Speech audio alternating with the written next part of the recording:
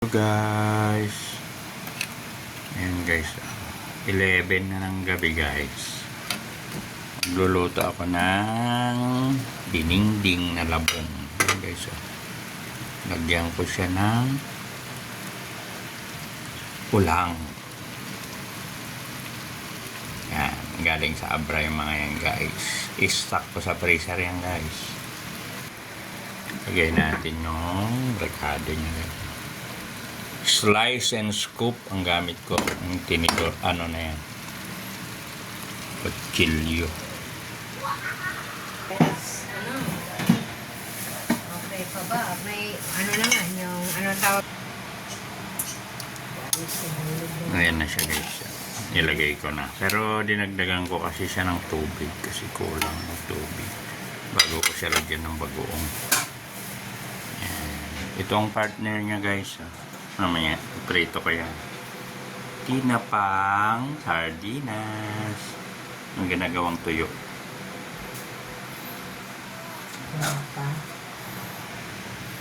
Wait, nang natin na kumulo guys.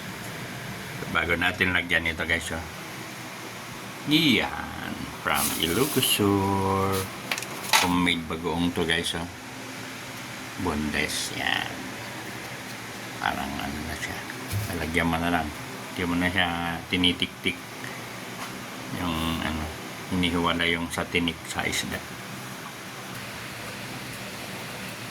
Kumukulo na siya guys. Ito lagyan natin na ito guys. Ito yung bagoong isda. Pisos. Ayan.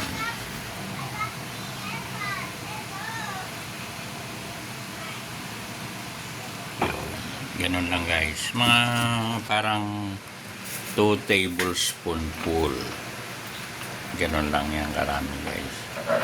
Tapos pakuluin natin. Kasi kung hindi yan napapakulan, hindi naluluto yung bagong, hindi yan mabango.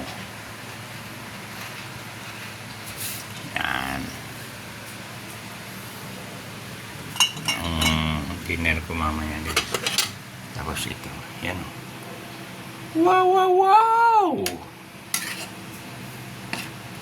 Pagkaing mahirap at sarap, pero masarap. Joke lang guys.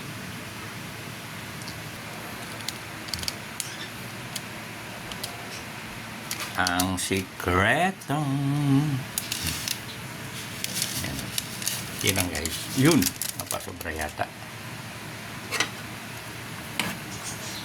Nakakawalang memory itong mga ano to guys, mga magic sarap, lalo na yung ano, MSG.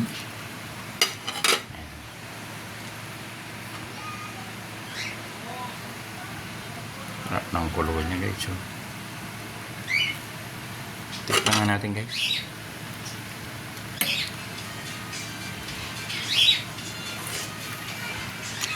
Wow! Wow na wow. Wow na wow guys. Wow na wow. Lalagay na natin yung dahon guys. Ayun. Ano ba yung pumpkin ko?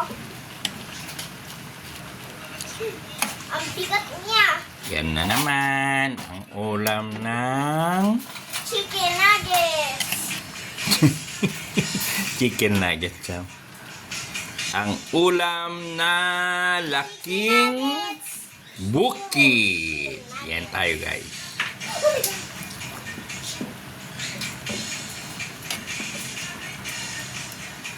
Yan. Yan.